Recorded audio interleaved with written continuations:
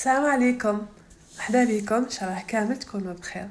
اليوم بدأ تخسيس على الطريقة القسنطينية. شهيت الكسرة قلت نروح نديرو واش نقولكم جاني قاطو. ما تنساوش الاشتراك في القناة واللايك للفيديو. يلا بسم الله نشوفوا واش عندنا في لي زانغريديون. عندي دقيق، ملح سي نورمال، سكر، جنجلان، خميرة الخبز. راح نطم لابا ديالي بالماء، الحليب والماء زهر. هذا عطالو واحد النكهة رهيبة. يلا عندي 3 كيلات دقيق يكون متوسط مويا. درت الكيلة الاولى، لا دوزيام، وراح نكيل الكيلة تالتة. فوالا الكيلة ديالي توزن 200 غرام سميد، يعني كام في 3 عندي 600 غرام. فوالا دوكا نضيف عليهم مغرفة كبيرة جنجلان يكون محمص حب، مغرفة تاع عشا وتانيت مغرفة كبيرة تاع العشا تانيت سكر. الخميرة انا درت بهاد المغرفة ديالي ماشي معمرة. اذا كانت لا كويار تاعكم كويار غادي ساغ يعني شويه كبيره على هادي، راح نديرو نص. في 600 غرام سميد نديرو 3 غرامات خميره. على هادي باش نتفاهموا عليها صح. المواد ديالي الجافه راني ندخلهم في بعضهم هكذا. دوكا في نفس الكيله نروح نكيل نصها زيت، وتقدروا ديروا زيت ومارغرين ولا سمن وزيت. فوالا وبقى لي في لي زانغريديون الملح والماء الحليب والماء زهر. دوكا درت الكيله ولا نص الكيله ديالي نتاع الزيت، وراح نبسس السميد ديالي بهذا الزيت. تولي عندي عجينه كيما تاع المقروط، ماشي عجينه يعني خليط مبسس هكذا.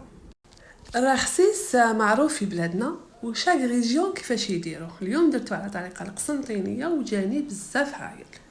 شوفوا جبت السميد ديالي تكودي، حطيت الملح شمختو بالماء زهر الحليب والماء، داب لي الملح ديالي، دخلت فيه السميد ديالي. هنا ما حبيتش نشمخو كامل، حسيت بلي ماهوش ناقصو ملح، يعني الملح مسألة الذوق. دقته هنايا، زدتلو شويه ملح. فوالا عاودت خلطته مليح قبل ما نرشو.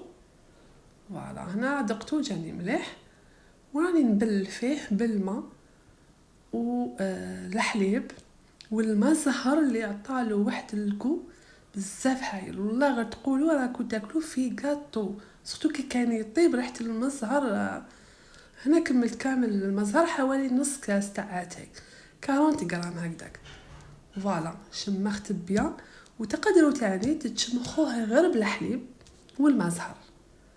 فوالا هكذا نتحصلوا على عجينه اللي تكون طريه، ونديروا في بالنا باللي السميد مويا راح يعني يشرب. فوالا نشمخوه غير بالعقل هكذا. بالنسبة للمزهر هنا في 600 غرام سميد مويا نديرو نص كاس اتاي يعني 40 غرام. الماء والحليب هنا وشرب لكم سميد ديالكم. فوالا شمرت العجين ديالي، لقيتو مازال ناقص شويه، ضفتلو الماء مع الحليب. كما قلت لكم تقدروا تعجنوه غير بالحليب وحده. فوالا زدتلو شويه ماء مع الحليب. هنايا تحصلت على عجينه تكون طريه. فوالا شوفوا العجين ديالي. دوكا نغطيه ونخليه يرتاح 10 دقائق. فوالا بعد ما ارتاح 10 دقائق هنا نروح تعجنوه داخل اليان تاعكم ولا الجفنه. انا موالفه نخدم سو لو بلان دو طرافاي، دائما نحب نخدم هكذا. العجين تاعنا هنايا كي نعجنو الكسره لازم نعجنو وحنا نقطعو فيها هكذا بهذه الطريقه، ومدة العجن على حساب الكونتيتي تاعكم. انا هنا عندي قيس 2 خبزات 600 غرام سميد، نعجنها حوالي 5 دقائق. بهذه الطريقة نعجن ونقطع في لاباط. اذا درتو كونتيتي كبيرة يعني راح تزيدوا مدة العجن تاعها، بايزومبل كيلو يديلكم 10 دقائق عجين نتوما تعجنوا فيها. قسمتها على 2 باش ندير 2 خبزات. هنا نلوز العجين ديالي بهذه الطريقة ولا نقرص، واللي ما تعرفش كامل ندير بوخس هكذا نطم كلش الداخل، ليسونسيال من التحت ما تكونش مفتوحة. هكذا لوزتها. دوكا نخليهم يرتاحوا 15 دقيقة ويكونوا دائما مغطين. العجين تاعنا لازم نغطيوه. فوالا في هذا الوقت كي كانوا يرتاحوا 15 دقيقة الطاجين ديالي لازم نديرو يسخن. فوالا ونحل القرصة ديالي هكذا بيدي ولا بالحلال. انا اول مرة درت كسرة حليتها بالحلال والفت نخدم بالحلال خلاص. ما قري نعرف نحلها بيدي بصح خلاص بديت نحل غير بالحلال. نحلوها رقيق ولا خشين على حساب واش راح ناكلو به. اذا درناه للقهوة كيما انا درت القهوة، شوفوا انا درت خبزة شوية خشينة وحدة رققتها شوية هكذا باش نشوف كيفاش يجيني، ونبيكيه بالبيك بات هادية ولا بالفرشيطة. الطاجين ديالي سخن، نحط الخبزة ديالي الطيب فوالا، وغير نحطها فوق النار فوق الطاجين نضغط عليها هكذا باش ما تنفخنيش ما تنبليش. فوالا دي فوا ندير بنابل الكسرة ديال بنابل كما نقولوا حنا يتشلفط هكذا، نضغط عليه هكذا حتى تشد روحها ونعاود نقلبها. ما نحبش وانا نضغط عليه هكذا ونقلبها. فوالا هكذايا هكذا بهذه الطريقة كيما نطيبو كامل الكسرة تاعنا هكذا.